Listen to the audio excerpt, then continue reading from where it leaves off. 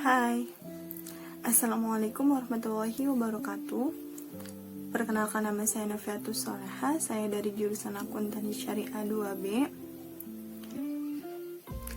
NIM saya 2008205048. Di sini saya akan membuat video pembelajaran yaitu dengan materi Good Corporate Governance, atau lebih jelasnya ruang lingkup Good Corporate Governance. Video ini saya buat untuk memenuhi tugas ujian akhir semester dengan mata kuliah Etika dan Tata Kelola Perusahaan. Dosen pengampu Bapak Muhammad Kusatik, MBA. Baik, langsung saja. Baik, yang pertama yaitu sejarah Good Corporate Governance.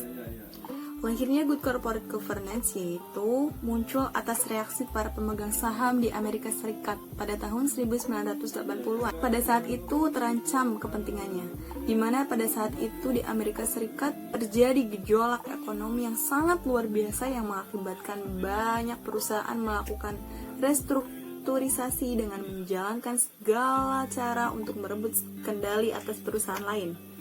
Tindakan ini menimbulkan protes keras dari masyarakat atau publik.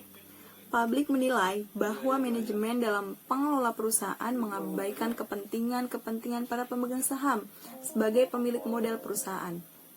Merger dan akuisisi pada saat itu banyak merugikan para pemegang saham akibat kesalahan manajemen dalam pengambilan keputusan. Untuk menjamin dan mengamankan hak-hak para pemegang saham, muncul konsep pemberdayaan komisaris sebagai salah satu wacana penegakan Good Corporate Governance. Jadi, apa sih yang dimaksud dengan GCG itu? GCG atau Good Corporate Governance merupakan tata kelola perusahaan yang menjelaskan hubungan antara semua pihak yang berkepentingan untuk mengatur dan mengendalikan kegiatan bisnis perusahaan supaya terorganisir guna menciptakan nilai tambah atau value added untuk semua stakeholders. Terdapat 3 teori yang melandasi Good Corporate Governance. Apa saja sih? Yang pertama yaitu ada teori agensi atau agensi teori, yaitu pemisahan dalam pengelola perusahaan dari pemiliknya ditujukan agar pemilik perusahaan memperoleh keuntungan yang maksimal dengan biaya yang seefisien mungkin. Tugas para agen adalah menjaga kepentingan perusahaan dan menjalankan manajemen perusahaan sesuai fungsi yang telah ditetapkan. Dengan kata lain, agen adalah perantara para pemegang saham dalam menjalankan pengelolaan perusahaan. Sementara para pemegang saham hanya mengawasi kinerja para agennya dan memastikan bahwa para agen bekerja sesuai dengan fungsi tugasnya dan menjunjung tinggi kepentingan perusahaan sehingga tujuan perusahaan dapat tercapai. Kinerja manajemen dapat dilihat dari keberhasilannya dalam memaksimalkan laba perusahaan yang berpengaruh terhadap keberlangsungan hidup perusahaan. Yang kedua yaitu ada teori stakeholders. Adalah penting stakeholders dalam perusahaan. Untuk itu, perusahaan harus mampu memberikan kepuasan terhadap stakeholders, di mana perusahaan dituntut untuk dapat memenuhi semua tuntutan stakeholders agar dapat mendukung tercapainya tujuan perusahaan. Dan yang ketiga yaitu ada stewardship theory. Stewardship theory dibangun di atas asumsi filosofi mengenai sifat manusia, yaitu bahwa manusia pada hakikatnya dapat dipercaya, mampu bertindak dengan penuh tanggung jawab, memiliki integritas, dan kejujuran terhadap pihak lain. Inilah yang tersirat dalam tuntutan yang dikehendaki para pemegang saham. Dengan kata lain, stewardship theory memandang manajemen dapat dipercaya untuk bertindak dengan sebaik-baiknya bagi kepentingan publik pada umumnya maupun stakeholders pada khususnya. Nah, itu dia teori-teori yang melandasi Good Corporate Governance.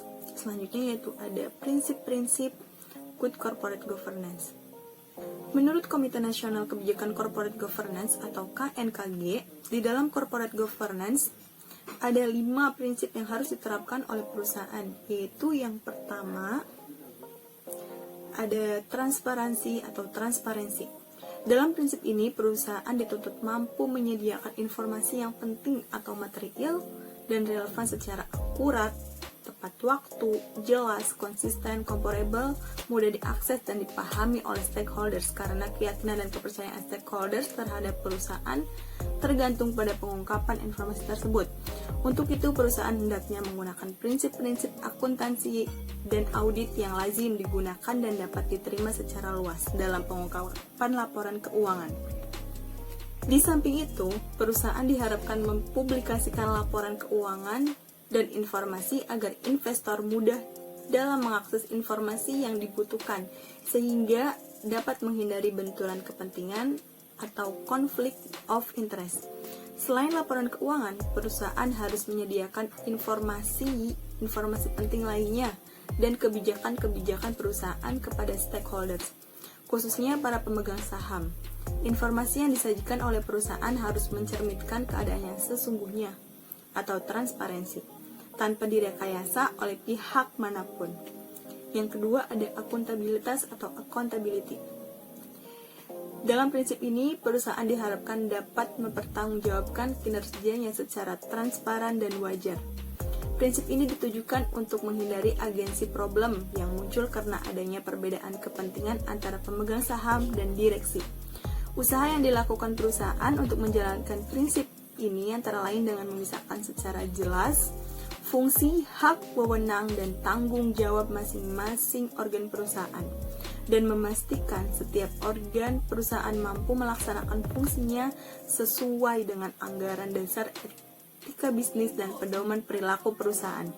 Untuk meyakinkan bahwa tidak adanya penyimpangan fungsi, hak, dan wewenang, maka dibentuk suatu sistem pengendalian internal atau SPI yang efektif dalam pelaksanaan pengelolaan perusahaan. Di samping itu, perusahaan harus memiliki ukuran kinerja untuk semua jajaran perusahaan yang konsisten dengan sasaran usaha perusahaan, serta memiliki sistem penghargaan dan sanksi atau reward and punishment system untuk mendorong semua organ perusahaan melaksanakan tugas dan kewajiban dengan penuh tanggung jawab.